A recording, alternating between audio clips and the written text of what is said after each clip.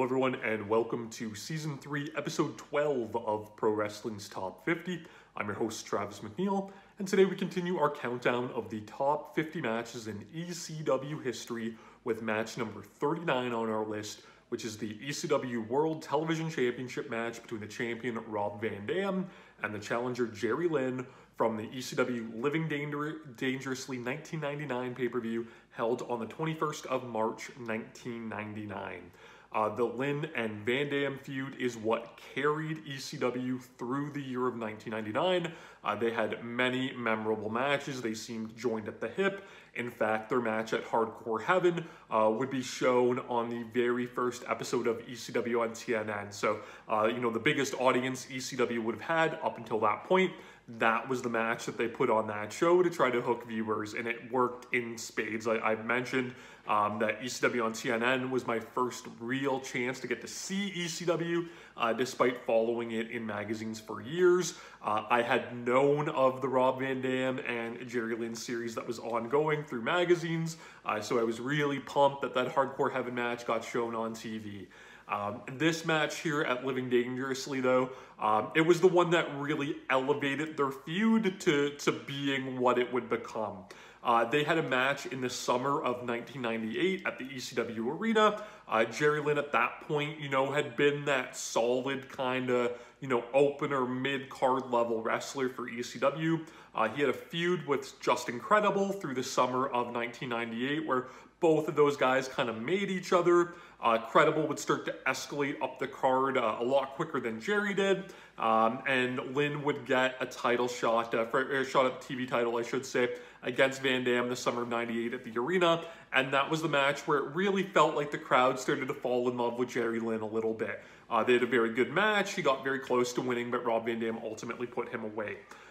We get to the start of 1999, and these guys would pair off again in another close match that saw Van Dam winning. That would lead us to the Living Dangerously pay-per-view, and this match was like a different Jerry Lynn. He was one step ahead of Van Dam for the duration of the match.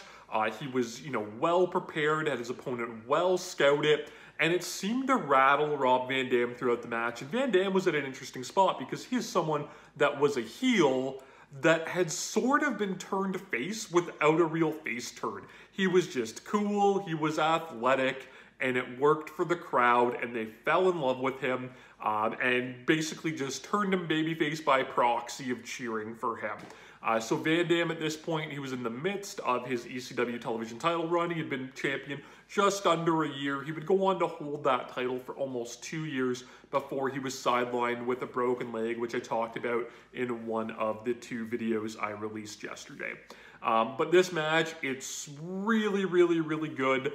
If you've seen any of the Van Dam and Lynn matches, you know what you are going to get from these two. You are going to get very complex, some may say over-rehearsed sequences. That doesn't bother me in the slightest because they're athletic. It looks like they're two guys that are trying to hurt each other and do moves together. And it was just incredibly, groundbreaking at the time because, yes, we had Guerrero and Malenko and the cruiserweights and everybody do those spots. But I feel like Van Dam and Lynn really took it to another level. And this series of matches, I think, were so influential for a lot of those mid-2000s independent wrestlers that were on the come up, that were clearly inspired by ECW and inspired by these guys for sure. So early on in this match, Rob Van Dam tries to play to the hits. He tries to involve a chair and do all of his normal stuff. And like I said, Jerry is just on top of his game and is prepared for everything. Van Dam, he would go for the splits as an evasion, which he would normally do. Lynn would cut him off with a leg drop across the back of the neck. Van Dam would go for the somersault monkey flip into the chair. That was one of his big spots. Lynn would evade that and hit his, signature Jerry Lynn kind of turnaround sunset flip powerbomb out of the corner onto the chair. Van Dam would go for a springboard and get cut off by a Lynn drop kick, and Lynn would, hit a dive into the crowd, which is a normal, Rob Van Dam thing to do. So Jerry Lynn was on point with everything. Van Dam did get his spurts of offense. There was a fun spot that I really liked where Van Dam put Lynn in like a surfboard stretch, right? Like a Mexican surfboard, La Tapatia, if you will. So he has him in the surfboard, can't get the submission. He bridges Lynn back, can't get the fall, and he proceeds to just kind of launch Lynn up into the air. But while Van Dam had this move on, it was over top of a chair. So, you know, Van Dam launches Lynn up into the air, rolls out of the way, and Lynn comes crashing down back first onto the chair. It was really, really cool. I don't think I've ever seen anybody else outside of these guys do that spot. So it was really neat. We get a big escalation with just crazy, crazy spots here. And that starts where, you know, Lynn is like I said, is one step ahead of Van Dam. And Van Dam is getting frustrated visibly, and, you know, they kind of feel the TV title slipping from his grasps. So there's a spot where Lynn goes to the top rope. Bill Alfonso, Van Dam's manager, intervenes, grabs Lynn by the foot. That allows Van Dam to hit basically a Van Daminator, which is the, you know, the kick with the chair off the top rope that sends Lynn down to the floor through the timekeeper's table. So we got things, you know, really escalated.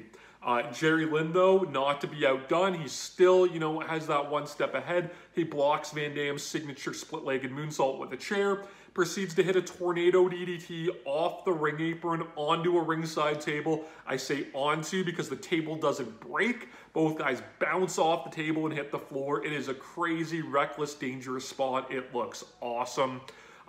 Back in the ring, we get, you know, a famous counter sequence between these two where Lynn goes for the tornado DDT once again. Van Dam, you know, puts the brakes on, holds Lynn in place, goes for a Northern Lights suplex, and Lynn turns it back into a DDT. This is a famous Van Dam Lynn spot. It was used in the opener, you know, the opening video package for ECW television for a very long time, you know, after they did it here. At that point, though, we get a time limit draw where the 20-minute time limit expires. This is where, at this point, and this sounds a little crazy because it's, you know, a disputed, kind of not a great finish. If the match ended with the 20-minute draw, this match might have even ranked a little bit higher on this list than it was because it was a great 20-minute draw. The story was there with Lynn getting incredibly close, you know, having the match won possibly, but not being able to finish Van Dam off. And I think, you know, given that these guys would go on to have their famous rematch at Hardcore Heaven, which would be a match with no time limit, I feel like that worked. But what they did was just a little bit of a weird choice where the referee tries to award Jerry Lynn the ECW television title. There was no stipulation put on this match earlier where if the match ended in a draw, the challenger would win. You know, perhaps the referee thought that Jerry Lynn was like ahead on points and maybe would have won the match if, you know, the time limit didn't expire. Just regardless, though, a really, really weird choice.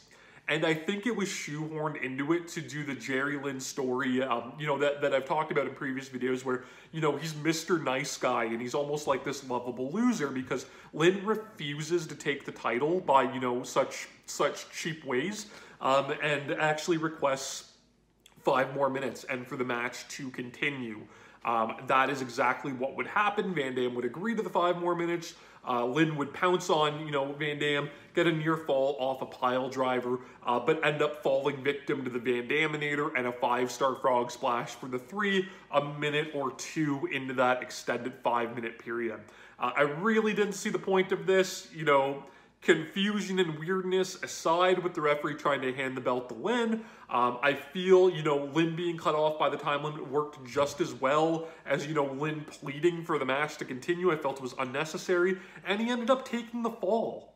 So if you were going to do this rematch anyways, why not have the time limit draw go into the no time limit match? But here you had Jerry lose, and, you know, it just kind of took a little steam out of that rematch, I felt. And he lost, you know, the entire match. He had, you know, one up on Van Dam. So for him to, you know, fall victim to Van Dam's usual stuff with the Van Daminator, it just felt a little, you know, attached on to the end of the match. And it didn't fit the flow of the rest of it. So you put this match as just a straight up 20-minute draw. I think it's even better than what we ended up getting with the finish that we got. That said, though, this match is fantastic. It is trailblazing. It is full of great spots. It's 20 plus minutes. It does not feel that way. It has a frantic pace. It goes a mile a minute. It really helped elevate Jerry Lynn. It really helped establish Rob Van Dam in that kind of babyface role of just, you know, the cool, good wrestler that fans could get behind. And again, you know, this feud would carry ECW into the TNN era, so it was very important. You can catch this match, of course, on the WWE Network. It might be on Peacock. You can find it online. I keep saying this stuff over and over again.